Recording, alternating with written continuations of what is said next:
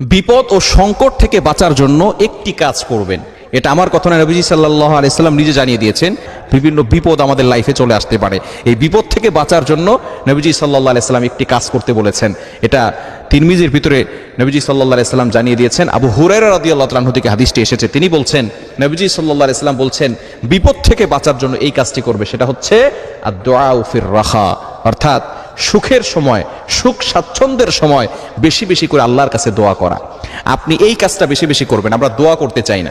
অনেকে আছে নামাজের পরে যে সম্মিলিত মোনাজাত হয় এটাও করতে দেয় না। নামাজের পরে সম্মিলিত মোনাজাত বিদআত বলে চালিয়ে দিয়েছে, অথচ নামাজের পরে দোয়া করলে দোয়া কবুল হয়। পরে ফরজ নামাজের পরে দোয়া করলে দোয়া কবুল হয়। নবীজি সাল্লাল্লাহু আলাইহি সাল্লাম দোয়া করেছেন, আপনি দোয়া করতে চান না, অথচ তিরমিজি শরীফের ভিতরে হাদিস এসেছে, আদ-দুআউ মুখুল ইবাদা, দোয়া হচ্ছে ইবাদতের মগজ, সার নির্যাস।